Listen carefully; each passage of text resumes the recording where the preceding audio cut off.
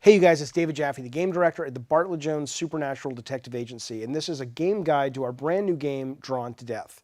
Now, if you're not familiar with Drawn to Death, it's a third-person competitive online shooter, and it takes place pretty much entirely inside the pages of a high school student's notebook. So all of his doodles and drawings are basically characters that you can control on these really cool battlegrounds that have no limit other than this kid's very creative, sometimes twisted imagination.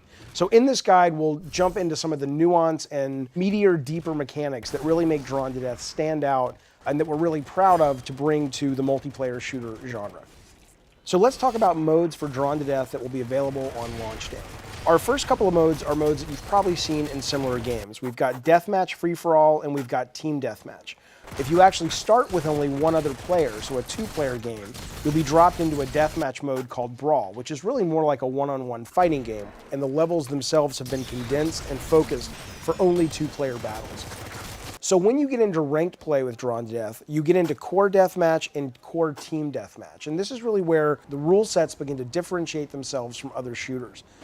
We wanted defense and offense to matter in Drawn to Death, and with that, every time you die in core deathmatch or team core deathmatch, you or your team will lose 1 or 2 points.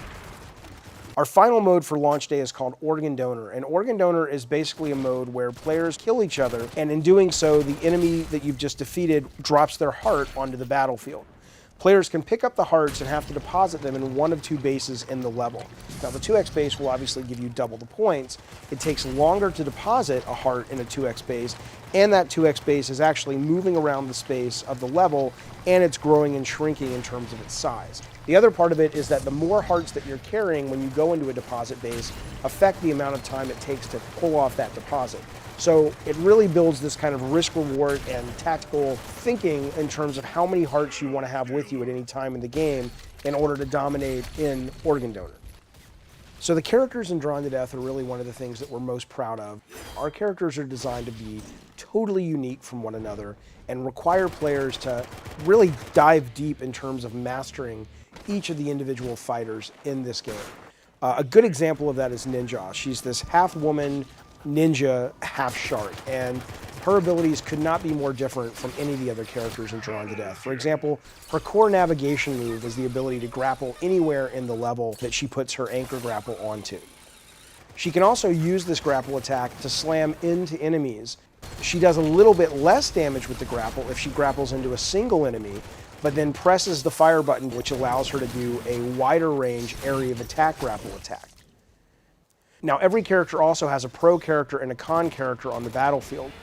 In the case of Ninja, when she sees Bronco on the field, she can actually do this grapple attack into him, and when she grapples into Bronco specifically, she'll spawn sushi, which she can then eat and gain health. She can also jump and put up a water shield.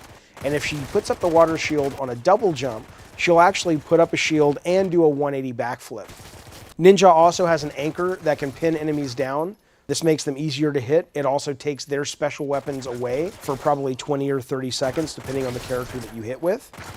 Ninja can also fire sharks as missiles. Now, the first 2 sharks that are blue fire straight, and they do pretty decent damage. The last shark, which is a huge red shark, actually has a lob to it. It's a bit of a harder weapon to hit with, but it does substantially more damage than the blue sharks. Ninja also has a passive move called Blood in the Water. Now, whenever she drops below 50% health, she's automatically able to determine enemies on the battlefield who are also weak. So let's talk about weapons now. So a lot of the weapons in the game carry with them the same level of nuance and depth as the characters themselves. A good example is Dodgeball Dan. So Dodgeball Dan is the upper torso of a severed dodgeball player, and you're carrying this guy around on your back. So the basics of this attack are you just kind of throw these fast dodgeball projectiles. Now, if you actually bounce the dodgeballs close to your target, they'll home into the enemy, making them easier to hit.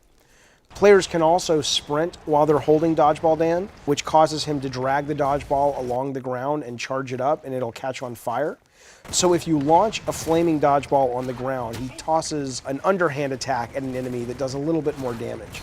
But you can also leap into the air with the flaming dodgeball and hold the fire button down to charge this attack up and hover in the air. So one of the cool things about Drawn to Death is because it's coming out of this teenage kid's imagination, we don't really have any limits in terms of the locations we can have the players fight.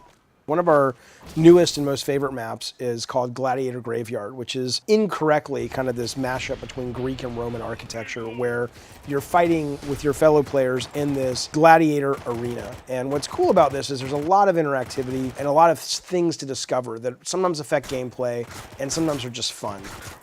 The walls in the level move and rotate and change the configuration of the map. They rise and they fall, creating what is sometimes a very tight maze-like area and then opening it up to a very big open arena space.